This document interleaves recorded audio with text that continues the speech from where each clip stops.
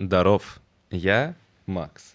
А это видео про закулисье компании Naughty Dog, подарившей нам The Last of Us 2.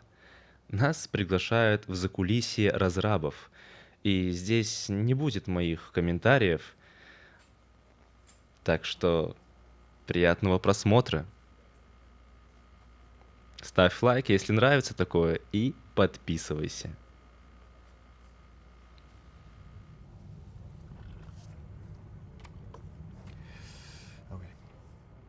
Okay. Thank you all for what is about to be a very long presentation.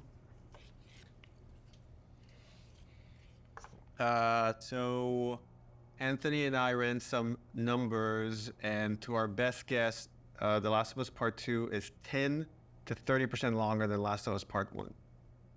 However, this is the most detailed story presentation we've ever done. Like, if you think about the presentation for T1, where we kind of talk about the quarantine zone in somewhat detailed, even though most of it changed. And then it's like, and here are some things that might happen with Joel and Ellie. They might go into a spore-filled subway tunnel. They might fight some cannibals. At some point, Joel will get incapacitated. This has everything figured out, even though it might change. Every character is accounted for, every cinematic is accounted for in this presentation, which means it's going to feel twice as long as the first game. So when you freak out, that's normal. That's part of this.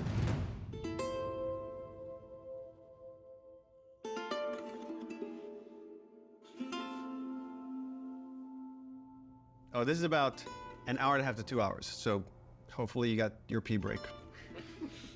Okay. So we open on 15-year-old Ellie. This is a few weeks after the events of the first game.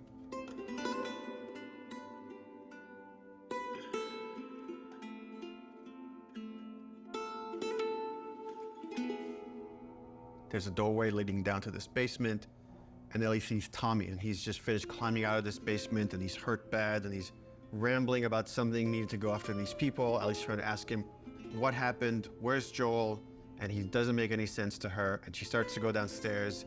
Tommy grabs her hand and tries to stop her, but he's too weak. She rips her arm away, and she heads down. And with each step, her heart races faster and faster as she sees this trail of blood. She opens the door, revealing Joel's mutilated body. And then shock just sets in, and she screams and tries to grab his body, and Dina comes and rips her away, and on that cacophony of sounds, silence.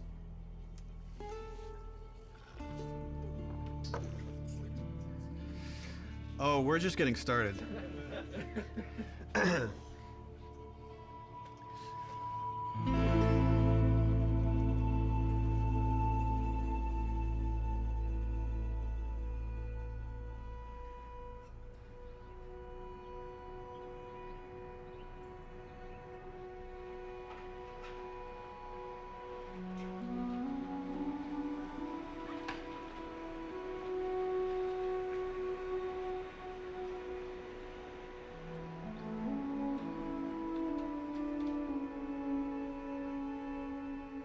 I've been working on this game since we finished, well, really been thinking about it since we finished The Last of Us. So many people were like, Last of Us 1 is so perfect. It should never have a sequel. They shouldn't make a sequel. They're like, oh, it wrapped up super great. But I think actually, if you look at the ending... Swear to me that everything that you've said about the Fireflies is true. Ellie is accepting a lie. I swear. Okay. She has a very good bullshit detector. She knows something doesn't feel right, but I think is too scared at that point to ask. How long can you really live with accepting a lie like that? The Last of Us feels like an origin story for this survivor in this post-apocalyptic world. Seeing like how Ellie has become such a strong, unique character, it really felt like, you know, if we were to do a sequel, it'd be a shame for it not to focus on her. Move the fuck out of the way. Yeah, once we're done with this whole thing, I'm gonna teach you how to play guitar. Yeah, I reckon you'd really like that. What do you say, huh? Joel, he's gonna teach Ellie to play guitar. That always felt like That's just this like unanswered promise that like was kind of lingering at the end of the first game. We did this thing called One Night Live, where we had the actors come on stage and reenact certain scenes. Say we get you to the Fireflies. What happens next? Marlene, she said that they have their own little quarantine zone, and that doctors are still trying to find a cure. I wrote this new scene that takes place after the ending of The Last of Us, but it was only shown to people in the audience. Like, we cut off the stream right before we showed them the scene. If I ever were to lose you, I'd surely lose myself. Try and sometimes you'll succeed to make this man of me. Our future days of you and me.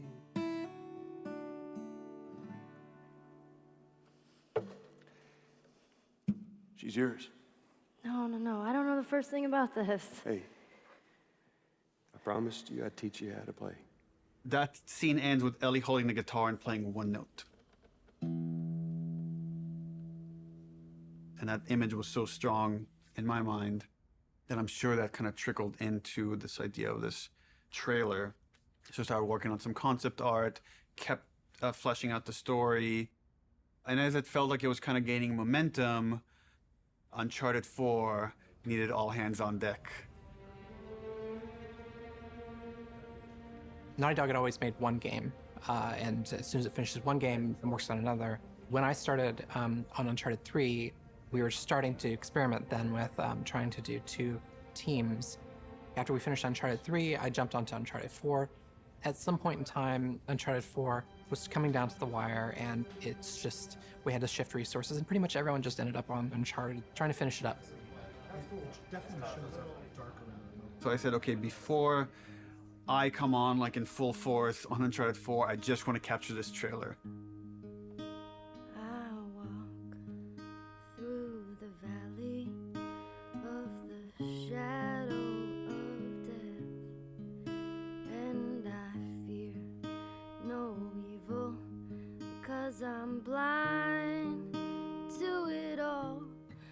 Said I walk beside the still waters, and they restore my soul, but I can't walk on the path of the right, because I'm wrong. During the entire production of Uncharted 4, that's all I could think about. I had a lot of investment in Uncharted 4, but the day we were done with Uncharted 4, I went right back to that trailer to wrap it up. Anything for this shot that's still happening? Not in animation. Of the shadow of death. This one feels kind of strong to me. Drawing a lot of attention. Can we tone that down? Yep. Actually, my biggest fear with this announcement is that it leaks early. More than anything, I have nightmares about this trailer leaking early before we get to PSX.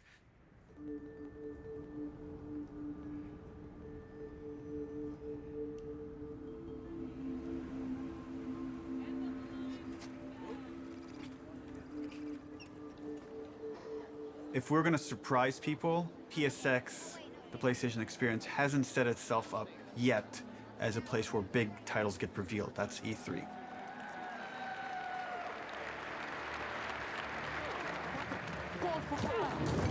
No!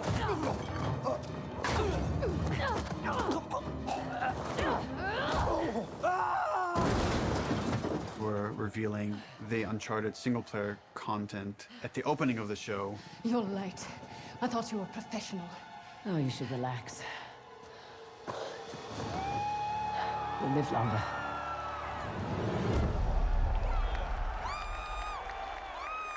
No one's going to expect a second Naughty Dog title to be revealed in the same press conference. Please welcome to the stage, Sean Layden. There's one more special unveil we have for you tonight. Please enjoy. When we first revealed The Last of Us. The Naughty Dog logo came up and the crowd erupted, and it was such a high that that's almost been like chasing the dragon, like wanting to recapture that feeling. Oh my God. Why does this look like The Last of Us, dude?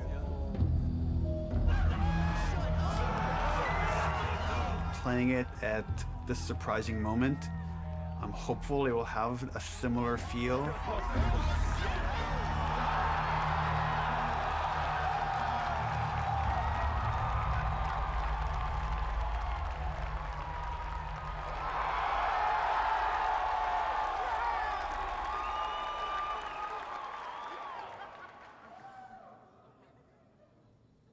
What are you doing, kiddo? People outside the studio have such an attachment to the first game, and I've definitely seen fears about not wanting to make a sequel because somehow if it's bad, it will tarnish your feeling about the first game. I'm gonna find. And I'm gonna kill. Every last one of them. We're doubling down on those fears and not calling it The Last of Us, some subtitle. It's The Last of Us Part 2 to say it's all one story.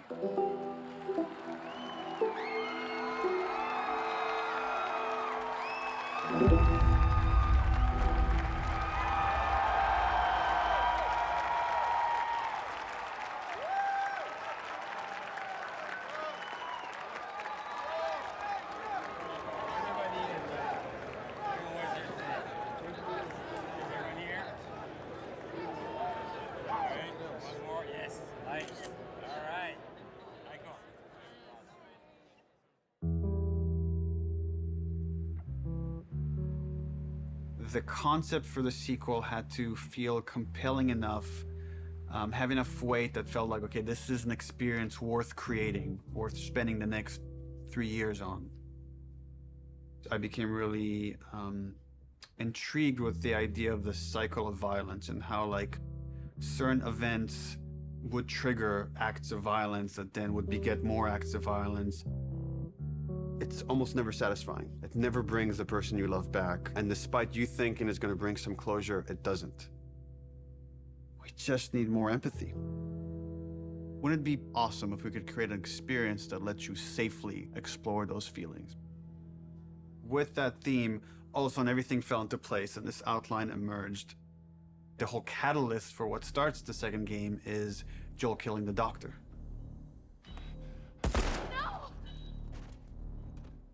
That feeds right back in that idea of that cycle of violence. Now it sets up this whole kind of sequence of events. We're gonna start the game where you're playing a new character. That sequence ends with this character killing Joel. And we really have to paint her as this monster. Then when you play the next chunk of the game and you're Ellie and you're gonna pursue justice, quote unquote, and you're gonna go kill this entire crew, we're gonna go back in time and show you that same sequence of events, this character that you saw as a monster, to now get you to see things from her perspective. And how this crew is a bunch of people trying to survive in this world. And they had their reasons for pursuing and finding Joel and killing him. And the story was becoming very epic and ambitious. And I had a few parts that I was kind of stuck on. And I felt like to kind of shake things up, I wanted to bring in another writer. I thought it was a very thoughtful story about violence and obsession. He had Abby, sort of like this girl who was the daughter of the doctor. And that Ellie would go on this vengeance quest. And when he was like, and then Ellie actually kills Abby, I was like, what? You're gonna... Yeah, let's fucking do it. Not only is she contributing in a lot of ways, I feel like she's challenging what this story can be. She's wanted to add more romantic intimacy between the characters. Those are areas that I've been, I don't know, more uncomfortable writing that stuff. After the first day, she was telling me that she went home and told her husband that, I think I just got Ellie's girlfriend pregnant. Because that was her big idea the first day, and that had this trickle-on effect and actually added a lot to the story. Ellie is this very relatable character. I thought she was a perfect vehicle to challenge this notion that violence doesn't have a cost, because it does have a cost in reality. It's going to ruin this girl.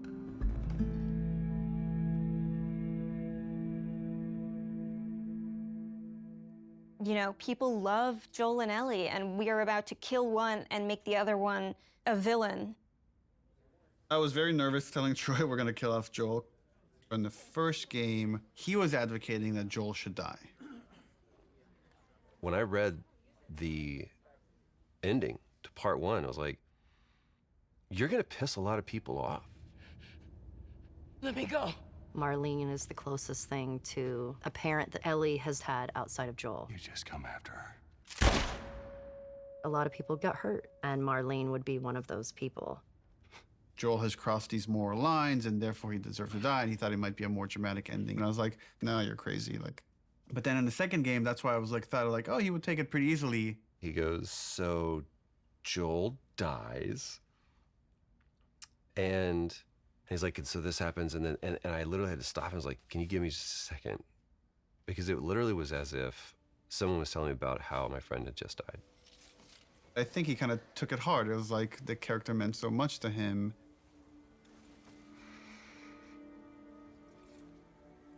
We're gonna kill off this character. His role is gonna be much smaller on this one. All of a sudden, it was, please don't take this from me yet. Ellie is scared to be alone. Everybody that she's loved up until that point, she's lost them. It's hard to imagine the story without Joel dying. You feel that hate, Ellie feels that hate. You're one-to-one, you're on the stick, and that informs the rest of the story. This way, come on!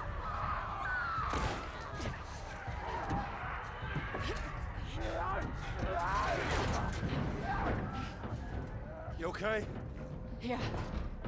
We get you through interactivity to really connect and empathize with this character. Y'all act like you heard of us or something. And then make you feel like I've led Joel to a trap.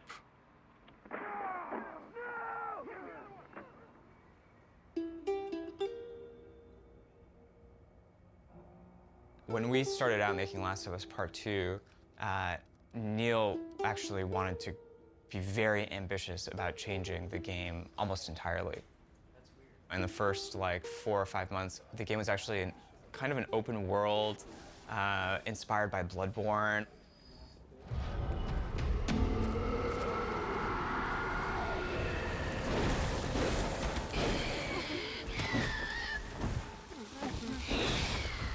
And it was purely melee focused, it was all hand-to-hand combat.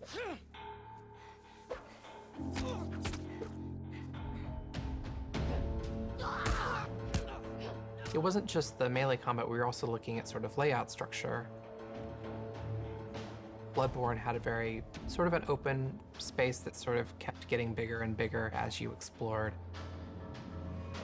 I really like that feeling that you get of mastery over the world. It starts to become kind of almost a character in the game itself.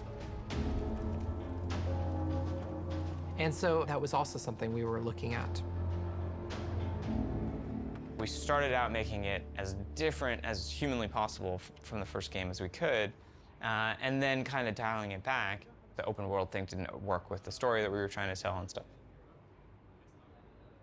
So in pre-production, we spent a lot of time just doing setups. I've got your back. Self-contained sort of units that tried to expound on a single sort of idea. Trying to start out with sort of simple shapes and building up to more complex shapes. And starting out with 1 or 2 mechanics and building up to those mechanics. Hey! Even our experiments, we try to add as much context as we can. We establish a goal that you're going to be going for. We establish beats so that there's an emotional journey, the stakes are raised. figuring out some traversal stuff, a lot of climbing and balance beams, and seeing how far we can sort of push in that direction without it getting over the top like Uncharted. More sort of verticality, more use of grass and stealth. My name is Arnaldo Lisea. And what do you do here? I do design. I know. How long have you been doing that? A day. I got an opportunity to work in QA, and that was a great learning experience. I shipped The Last of Us and Uncharted 4. The thing I'm proudest of is the people who came in to a quality assurance job as a contractor, which is entry-level work, and used that job to get to where they ultimately wanted to be. When I interviewed for the QA position, I specifically said that my goal was to be a designer. He had formed this relationship with design where they knew they could rely on him, spending his free time designing a demo, and at the same time, him going to them and not being like, here's 50 bugs you need to fix. He went to them and was like, what do you need? How do I help you? What kind of bugs do you need? And for their part, they embraced him and were like, why don't we show you how to lay out nav mesh? I am anxious to prove myself. There is no babying when you start. You just hit the ground running. If I don't cut it, I go back to QA or find something else. We're trying to figure out at the moment how we handle big spaces, bigger than the first game. The enemies are too spread out to be really considered like one single small encounter. And seeing what behaviors we need to start developing for them to make it look good.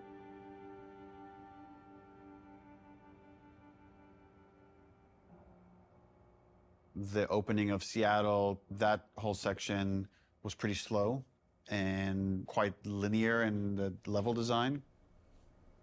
Let's assume that there's guys in this building, someone's starting to shoot at me from the second floor. So, okay, if I'm on the horse and I'm getting shot at, I can't take cover with the horse, so probably first thing I'm going to do is jump off. And that's slow and clumsy, and maybe we can make that faster. It's like, but once I jump off, I'm going to want to take cover behind something. It's like, okay, I'm taking cover.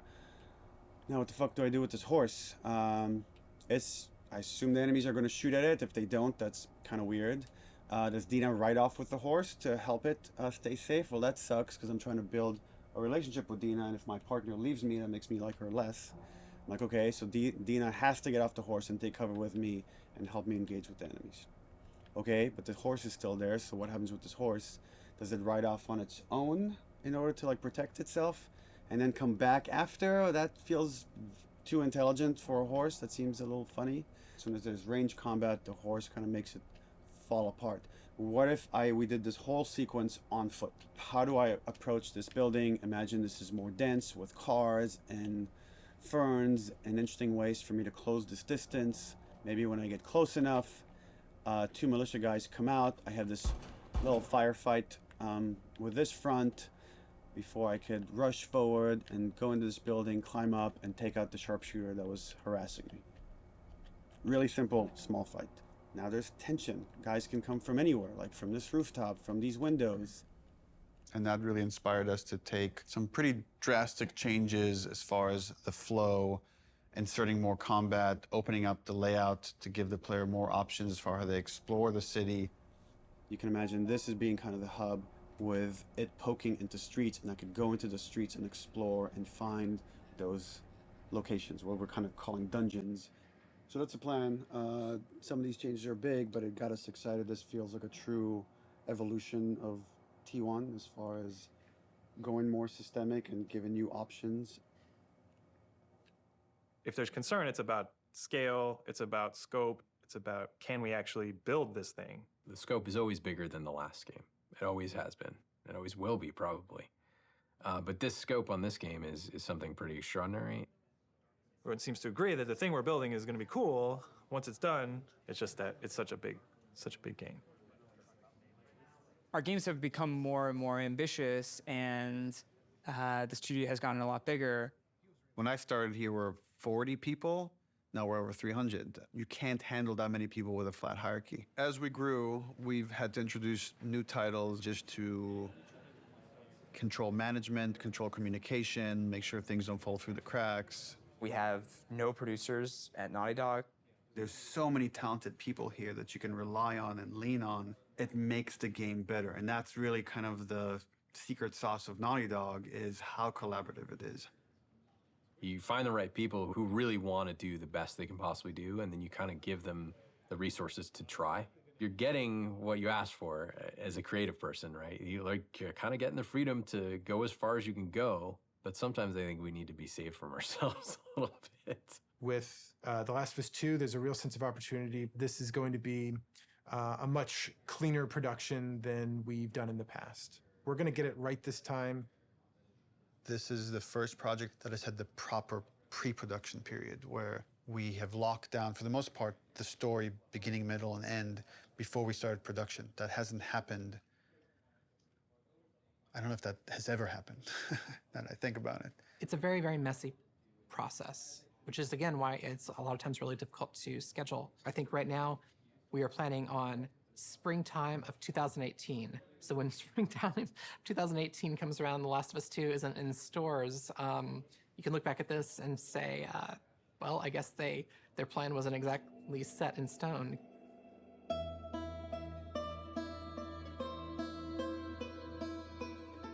Historically, we've done very poorly at being efficient without the pressure of an external deadline. Every time we have some showing of our games, if it's going to be seen publicly, it's got to be one of the best looking playing things in the industry. For example, the first trailer was coming online, and that forced us to define the look of our game, define the location of where the game takes place, define Ellie's look and her age and her hair and her outfit. We're forced to make those choices. We can't just keep iterating because there's a deadline. We want to try and schedule the game using these milestones as soon as possible. Which means we got to keep the marketing rolling, which means next E3, 6 months away, we need to look at a gameplay demo.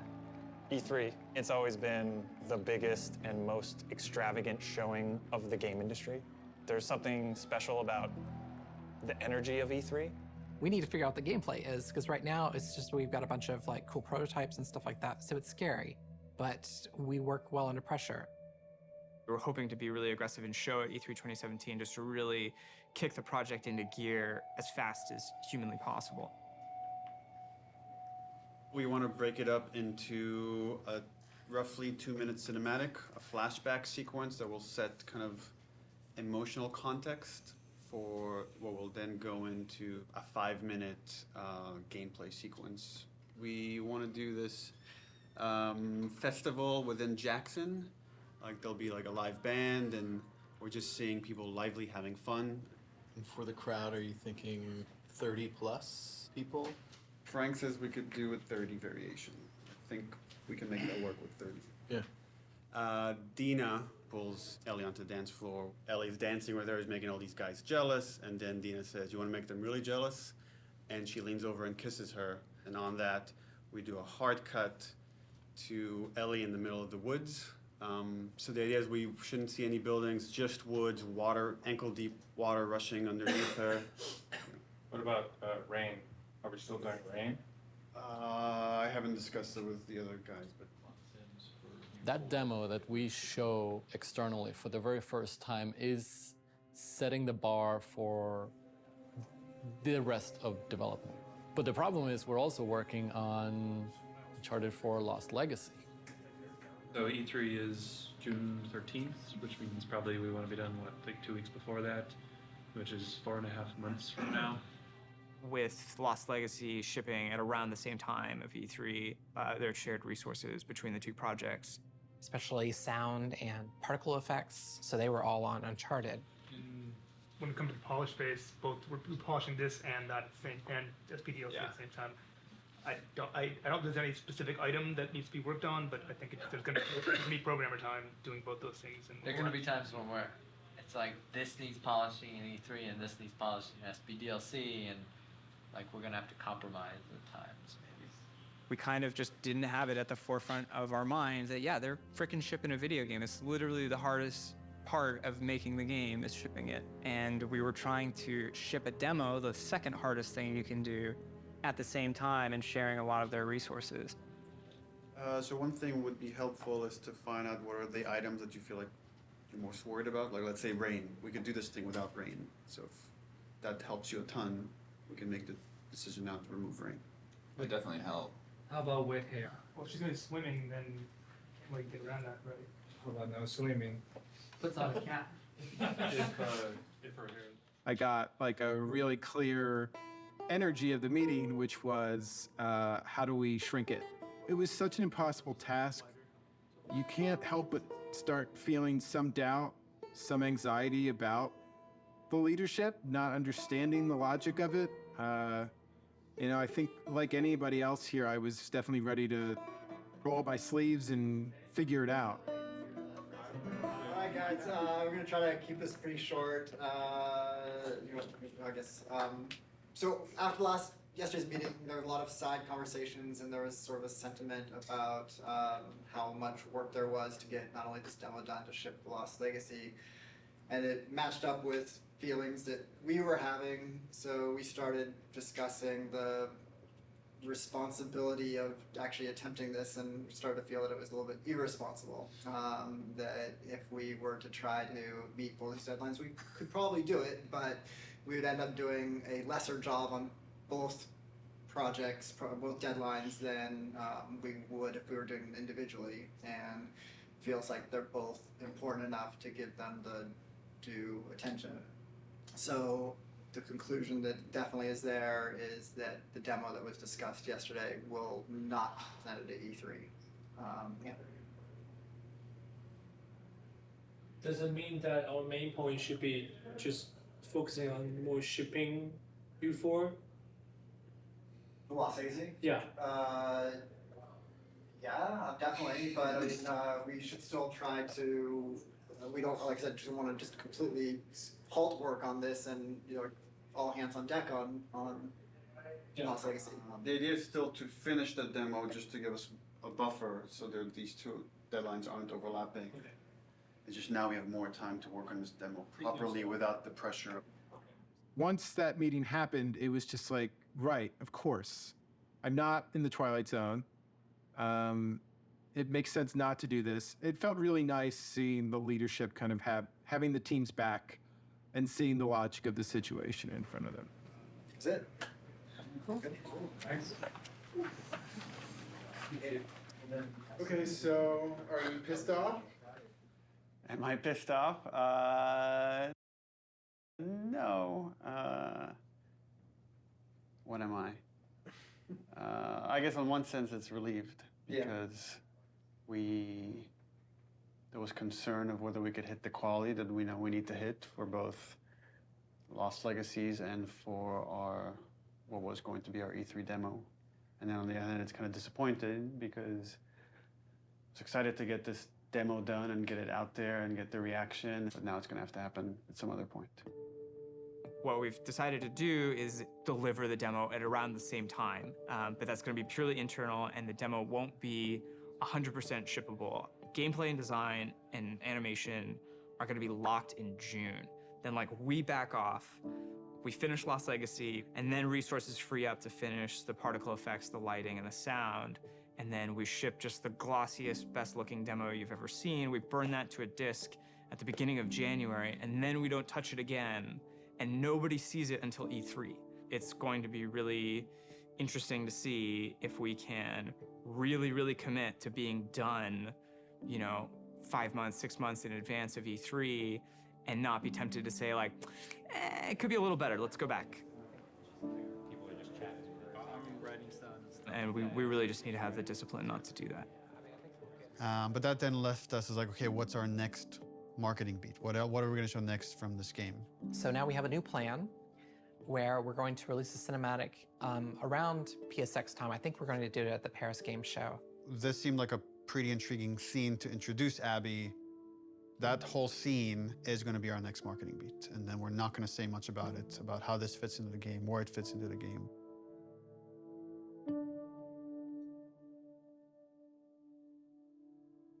Abby evolved over time. And if you look at the concept art, like the character looked very different than where we've ended up.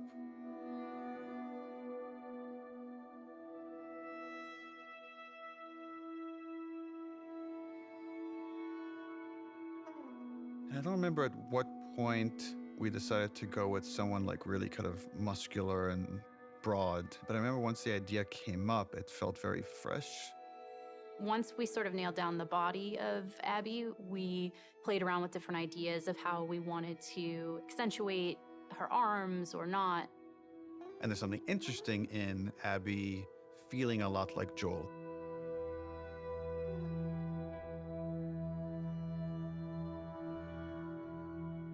So when I got cast, Neil was like joking around, and he's like, "You should probably beef up in order to play her." And I'm like, "Ha ha ha, yeah, it's mocap, whatever." And he goes, "No, really, you should probably beef up to play her." And I was like, "Oh, yeah, you're right. I should totally start deadlifting as much as possible."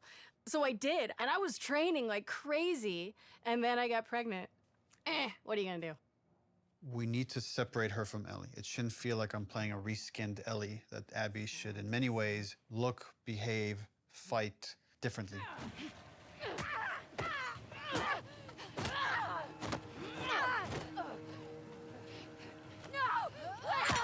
So in gameplay, we've discussed, well, she needs to have different upgrade trees.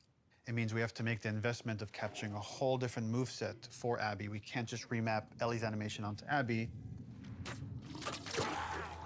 Holy fuck. Abby has a fear of height, and there's stuff we're doing with the camera to make you feel vertigo. And that helps build empathy. It makes this character real. We let you both live, and you wasted it. She's aesthetically a very intriguing and iconic and powerful character. Abby, who are these kids? They saved my life. Can you take a look at her? Once she's killed Joel, what is Abby's motivation? What is she trying to achieve? Her redemption is really taking care of Yara and Lev, these two kids that are from a warring faction. You know, she has been taught to hate them. There is an inherent xenophobic reaction to them. It's about saying, can you come to love your enemy? Scars built all this? Seraphites. Yeah, I was gonna say that. These are kids that grew up in a very different context as Ellie, and, you know, how they live their lives and experience the world is totally different. Got your present. I'm getting really attached to Lev.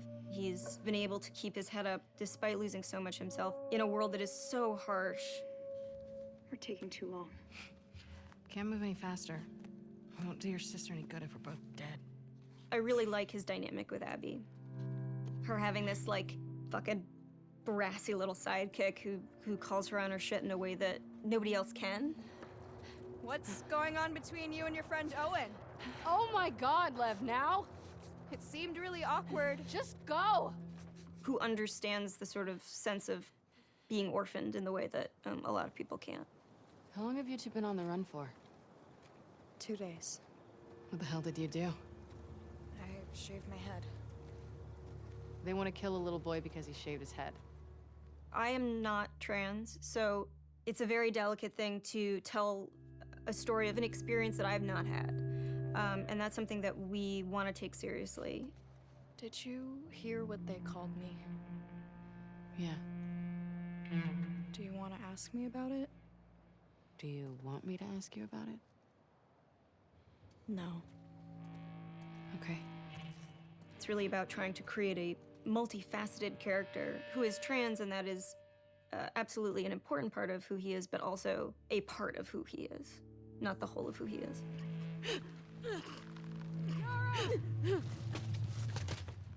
As far as the Paris cutscene, I'm pretty stressed out.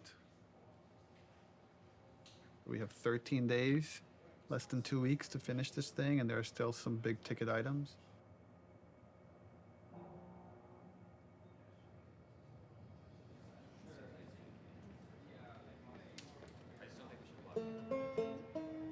Lost Legacy turned out to be a much bigger project than we originally envisioned, but now that it's done, everyone is now on board.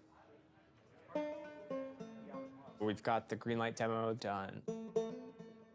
She's putting on quite the show. very real. We're in full production now, so I guess that's the short of it, is we're in full production now.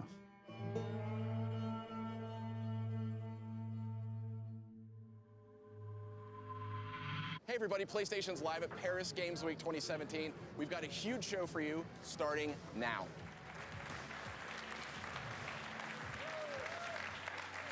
Wow, what a great way to open Paris Games Week. Let's have the first in-depth look at a much anticipated and exclusive title. Last of Us 2. Last of Us 2. Please, please. Please be Last of Us 2. Our fans, they want to know every last thing about what's going to be in this game. Is this The Last of Us? Neil has taken the way, he kind of creates an arc or like this sense of drama, this kind of sense of mystery or like dramatic tension, and crazily has brought it to marketing. I view marketing as part of the game. It's very calculated what we put out there and how we want you to connect different marketing assets. When we first released the teaser trailer, too many people right off the bat said Joel is dead. The blown out light really fucked us in a way I don't think any of us saw coming. We actually underestimated our audience a little bit. They're so sophisticated now, so you have to get more sophisticated, like how am I still gonna surprise players and viewers? You start on characters you've never seen before in a world that like could be The Last of Us, could be anything. That creates like a really, really cool sense of tension. At no point are we gonna market that you play as this other character. What is this? Yo, that looks good though. I was so excited about working on it, and I couldn't say anything. It was so rough. Oh, is she gonna cut a baby out of her belly? And then try before you find a comic book that shows Ellie's mom pregnant. So people already had theories that Last of Us Part 2 was gonna have Ellie's mom. Oh, if we just kind of black out the letters, she has the same number of letters as Anna, Ellie's mom's name, we'll get people to think this is Ellie's mom. Oh my God. Girl's got a good... That hammer's from the Outbreak poster. So we had that poster with the forearm of a character you've never seen before, with this like kind of wolf's head in the background. What does that mean? Kind of like prompting this mystery. You want people to feel like they figured everything out and then have the story surprise them. Man, if this is The Last of Us 2, bro, I'm gonna go crazy. Oh my God. Last of Us 2? Yes! Yes! Yes, bitch! Yes! I fucking knew it! Everything that we put out there is shaping expectation. And then the final game, hopefully, if we do our job right, should subvert those expectations in an interesting way.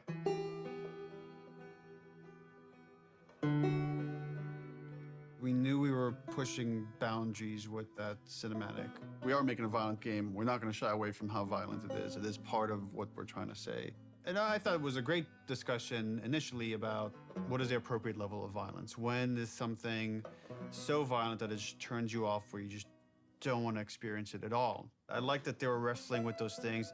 I didn't like some of the insinuations about the trailer being misogynistic towards the female characters. I don't think this story ever glorifies violence against women. There's no bias towards women or men. It just so happens that the two protagonists of this story are female, and therefore that's what you're going to see the most of. There has to be fail states in video games, which means a character has to be capable of being hurt. So does that mean that there can be no female protagonists in video games? Because that feels super sexist to me. And frankly, like, women are the victims of violence, and don't we want to see women fucking fight back once in a while?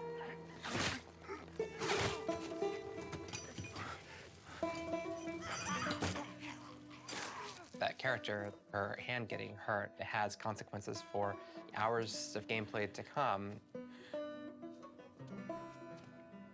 One article even like asked the question, were any women involved in the making of this? And it's like, yeah, the co-writer, the lead character designer, the lead character artist, all the actresses that worked on that scene. I had so fucking... Here's what I hate about that article. I'm sorry. Do a modicum of fucking research, just a modicum of research, just like a little bit, before you put something out there to suggest that no woman could have worked on this because of the level of violence, because there was violence against women, because it is a video game, is so fucking sexist. I like watching graphic violence. Does that make me less female? Like, I like having a conversation about what power is. Does that make me less fucking female? I like working at a video game. I like playing video games. Does that make me less fucking female? Like, suck a dick. Don't put that in. I can't. I can't. Neil's gonna say put it in, but don't. I also don't represent all women, but I represent, like, I can represent this and say, I fucking wrote this. I wrote this. Like, I literally wrote the sentence, and then Yara eviscerates his esophagus from his throat. I wrote that sentence. That is in the script, and I fucking stand by it. I'm afraid of being turned into a token rather than the truth, which is like, we're being thoughtful about the female narrative. These characters are more than just their vaginas. If you want to have a serious debate about feminism and feminism in video games and female depiction of violence, and you need to not see it as a binary conversation. It is an incredibly nuanced conversation. You cannot make blanket statements, and you cannot make presumptions. Fucking do your homework.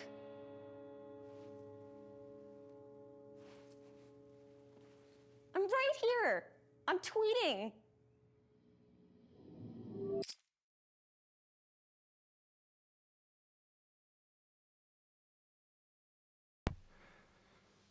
На этом пока все.